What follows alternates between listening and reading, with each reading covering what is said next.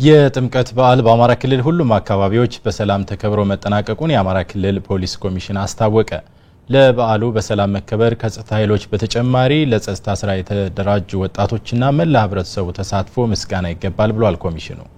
በዚህ ጉዳይ ላይ ተጨማሪ መረጃ ሊሰጡን በክልሉ ፖሊስ ኮሚሽን የሚዲያና ኮሚሽን መምሪያ ኃላፊ ረዳት ኮሚሽነር መሰረት ደባልቄ በቀጥታ የስልክ መስመራችን ላይ ይገኛሉ። ረዳት ኮሚሽነር እንደምን አመሹ? እግዚአብሔር ይመስገን። እንደምን አመሻችሁ? ደህና ነን። እንግዲህ ቀደም ሲል በነበረን የስቱዲዮ ቆይታ በዓሉን አስመልክቶ ስለተሰሩ የቅድመ ዝግጅት ስራዎች አውርተን ነበር።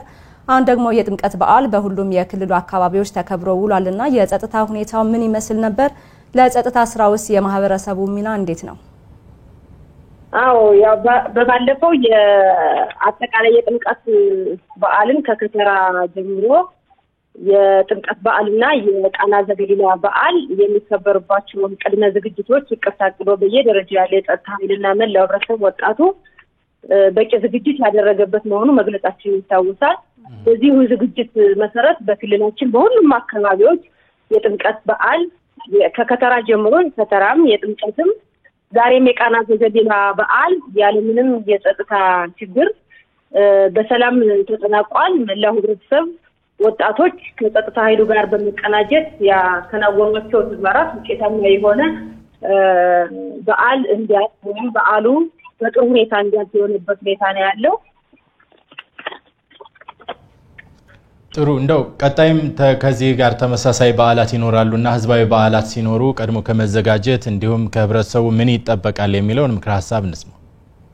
አዎ እንግዲህ ከዚህ መማር ያለብን ነገር ምንድነው?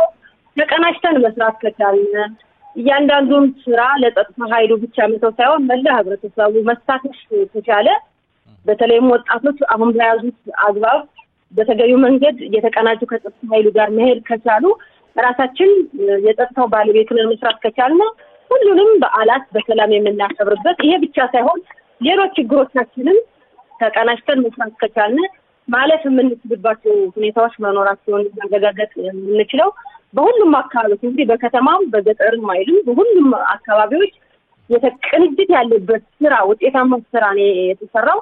እጅግ ልዩ ነው። ለዚህ ደግሞ የአማራ ክልል ፖሊስ ኮሚሽን ለመላው የክልላችን ህዝቦች እንዲሁም በተለየ መንገድ ደግሞ ለክልላችን ወጣቶች ቀን ከሌት 3 ቀን ሙሉ ያለምንም እረፍት ማከናወን የሚገባቸው አከናውነው የሚጠብቅባቸው ነገሮች ሁሉ አድርገው በዓሉ በሰላም እንዲጠናቀቅ አስተዋጽኦ አበርክተዋል።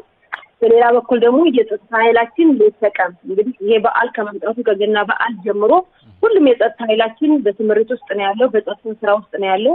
ሚሊሻችን፣ አድማ በተናችን፣ መደበኛው ፖሊስ ሁሉም የጸጥታ አካላት በተቀናጀ መንገድ ለተቀም በመስራታቸው ይሄ በዓል በሰላም እንዲከበር ሆኗል። ሌሎች በዓሎችም የሚቀጥሉበት ሁኔታ ቢኖርም የክልሉ ፖሊስ ኮሚሽን ይሄንን ታላቅ ምስጋና ለነዚህ ተሳትፎ ላደረጉ ታላቅ ምስጋና ነው። በተለይም ደግሞ ለሰላም ወዳዱ ህብረተሰባችን ይሄን ሰላማችን በቀጣይነት ማጠናከር ለመሄድ የተቀናጀ ስራ እንድንሰራና ያደረጉት አስተዋጽኦ ለአባቶች ለካህናት ለሁሉም ምስጋናውን አቀርባል። ስለዚህ በጣም ትልቅ ትምህርት ተምረናል። በቀጣይነት አብረን እንስራ፣ አብረን መስራት ከቻልን ሁሉንም ነገሮች ማለት እንችላለን የሚል የኮሚሽኑ መልእክት ነው። ረዳት ኮሚሽነር መሰረት ደባልቄ በቀጥታ ስልክ መስመራችን ተገኝተው ለሰጡን ማብራሪያ በተመልካቾች ስም ከልብ እናመሰግናለን። መልካም ምሽት ይሁንልዎት። እሺ መልካም